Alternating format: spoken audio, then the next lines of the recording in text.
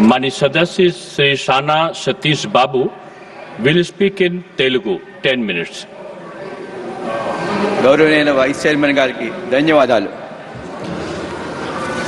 అమరావతి శాశ్వత రాజధాని బిల్లుపై మాట్లాడేందుకు ఈరోజు ఈ సభలో నాకు అవకాశం కల్పించిన మా నాయకుడు ముఖ్యమంత్రి నారా చంద్రబాబు నాయుడు గారికి ప్రత్యేకంగా ధన్యవాదాలు తెలుపుకుంటున్నాను. సార్, అమరావతి అంటే కేవలం ఒక నగరం మాత్రమే కాదు, ఇది 5 కోట్ల ఆంధ్రుల గుండె చప్పుడు. సార్, ప్రపంచంలో ఎక్కడా లేని విధంగా కేవలం ఒక నాయకుని పిలుపు మేరకు 29,000 మంది రైతులు తన 33,000 ఎకరాలని రాజధాని నిర్మాణం కోసం ఇచ్చారంటే ఆ నాయకుని మీద వారికి ఉన్న నమ్మకం చెప్తుంది సార్. సార్, ఇది 40 ఏళ్ల రాజకీయ అనుభవం, రాజకీయ పరిపాలన దక్షత ఉన్న నాయకుని మీద నమ్మకంతో ఇచ్చిన రైతులు సార్. ఇవి రైతులు. అమరావతి ఒక గ్రీన్ ఫీల్డ్ సిటీ సార్.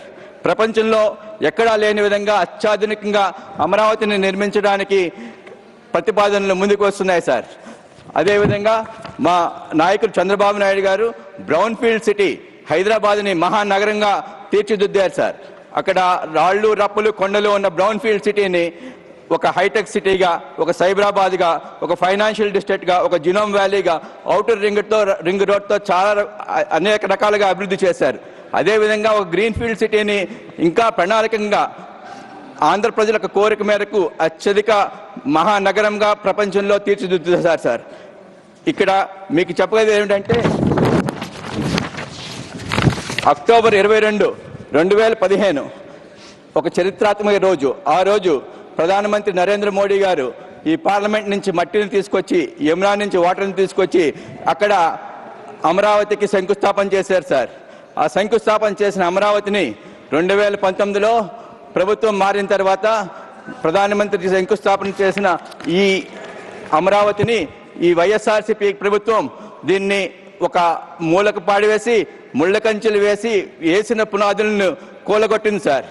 ఇక్కడ ప్రత్యేకంగా మీకు చెప్పాల్సింది ఏంటంటే నిన్న ఏం జరిగిందో ఈ సభ దృష్టికి తీసుకురావాలి సార్. నిన్న ఆ పార్టీ యొక్క అధ్యక్షుడు జగన్మోహన్ రెడ్డి ఒక విధంగా కామెంట్ చేశారు సార్. ఏమన్నారంటే ప్లాన్ బి ఉంది. ప్లాన్ బి అంటే మచిలీపట్నాన్ని, గుంటూరుని, విజయవాడని కలుపుతా కొత్త రాజధాని ప్రతిపాదన. ఇది మవేగా ఏదో అని చెప్పుకుంటూ వచ్చారు సార్.